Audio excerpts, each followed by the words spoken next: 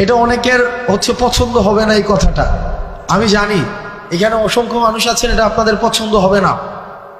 অধিকাংশের কাছে হয়তো আমি এই কথার কারণে অপ্রিয় হতে পারি, কিন্তু কার কাছে অপ্রিয় হলাম, কার পছন্দ হলো না সেটা মুখ্য না।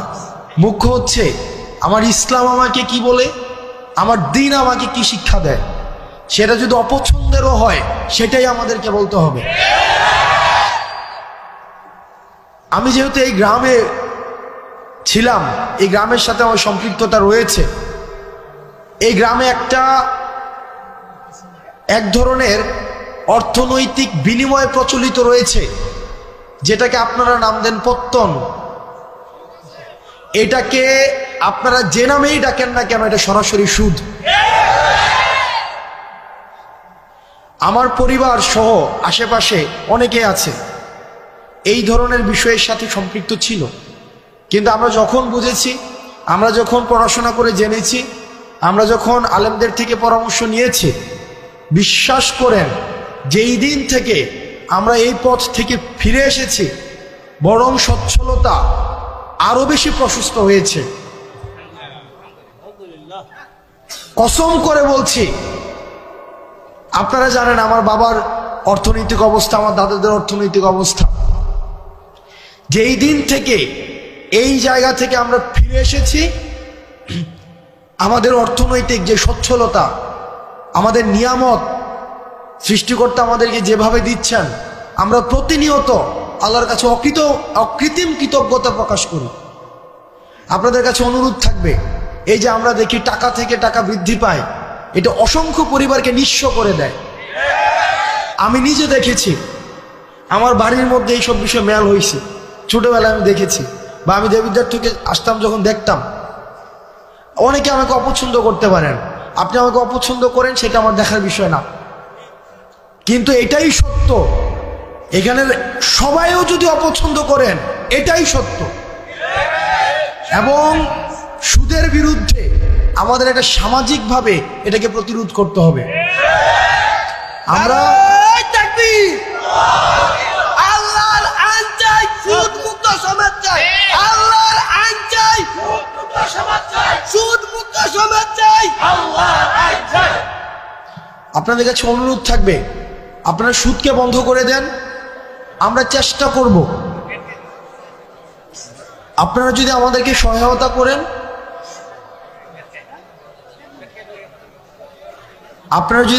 সহায়তা করেন, আমরা আমার জায়গা থেকে চেষ্টা করব সামাজিক যেই ঋণকে সহজলভ্য করা, সামাজিক ঋণ প্রদানকে সহজলভ্য করা। আপনাদের কাছে মনে হতে পারে যে এটা তো একটা মাহফিল। ইসলাম তো পূর্ণাঙ্গ দিন ব্যবস্থা। ইসলাম আমার দুনিয়া নিয়েও কথা বলে, দুনিয়া পরবর্তী বিষয় নিয়েও কথা বলে। আমাদের দুইটারই সমন্বয় ঘটাতে হবে। আমি আমার ক্ষুদ্র জ্ঞানে, আমি যেহেতু সামাজিক সমস্যাগুলো আমার কাছে মানুষ নিয়ে আসে, আমার যেহেতু দৃষ্টিগোচর হয়, সেজন্য আজকে আপনারা শপথ করেন, যার এই ধরনের টাকা বিনিয়োগ রয়েছে পত্তন নামে, সুদ নামে, সেটা আর খাবেন না। আমরা ঋণকে সহজ করে দিব। আমিও বুঝতেছি যে আপনারা অনেকক্ষণ ধরে অপেক্ষা করছেন, যে আপনাদের যার বক্তব্য শোনার জন্য আসছেন, রফিকুল ইসলাম মাদানী সাহেব, উনি এই যে আপনাদের পিছনের বিল্ডিংটায় আছেন, মানে এই যে আপনার পিছনের বিল্ডিংটা, একটা মানুষ 8 ঘন্টা জার্নি করে আসছেন, 8 ঘন্টা। তো ওনার কিছু জরুরত হইতে পারে, তো উনি আবার বক্তব্য দিবেন। উনি 3.5 ঘন্টা কথা বলেছেন, 3.5 ঘন্টা, যেটা আসলে আল্লাহ ওনাকে রহমত এবং বরকত দিন।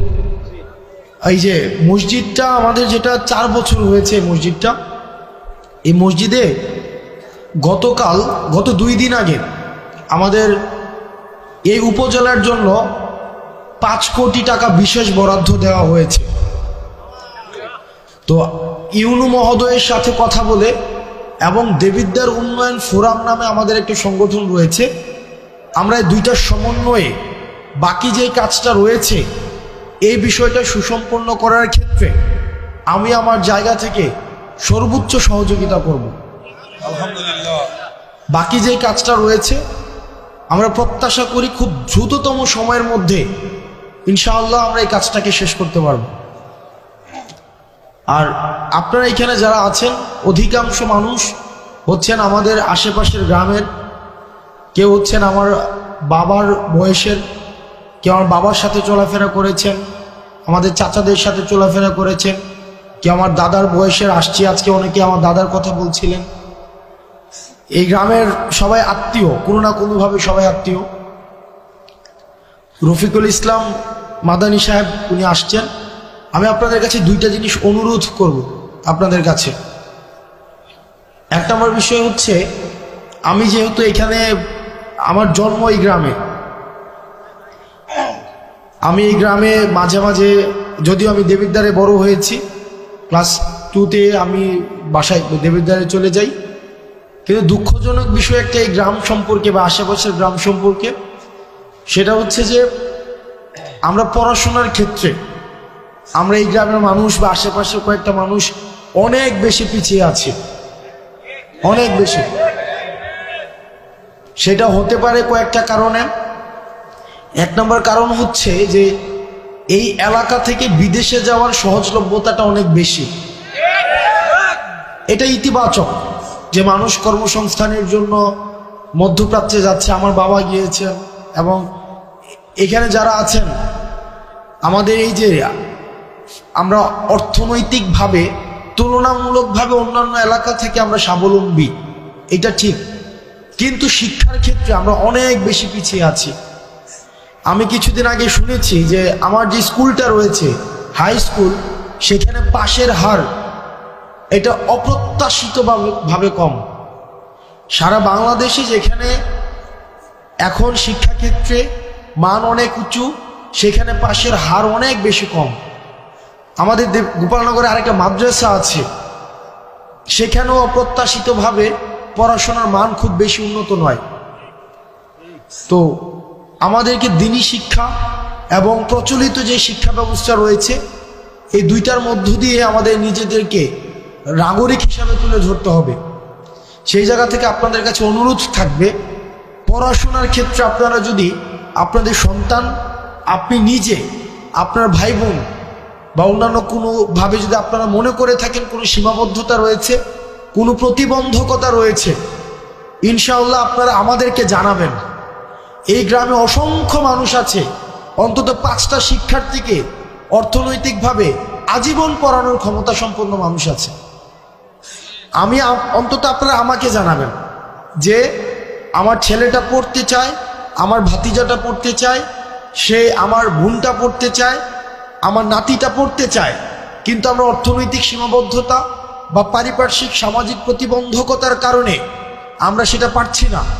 আপনারা আমাদেরকে জানাবেন, আমরা সেটার যথাযথভাবে, আমরা সমন্বিতভাবে, যারা আছেন এখানে আমাদের সোহাগ কাকা আছেন, এখানে অসংখ্য মানুষ আছেন, এই নাম মেনশন করলে আমার অনেক, এটা লিস্ট হয়ে যাবে, আমি নাম মেনশন করতে চাচ্ছি না। আমরা সহায়তা করবো ইনশাআল্লাহুল আজিজ। কখনোই যেন মানে আপনাদের আর্থিক কারণে পড়াশোনা যেন না থেমে যায়।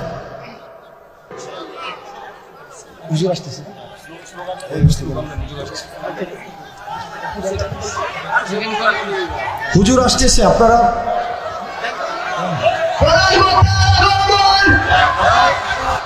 রফিকুল ইসলাম মাদানী সাহেবের আগমন।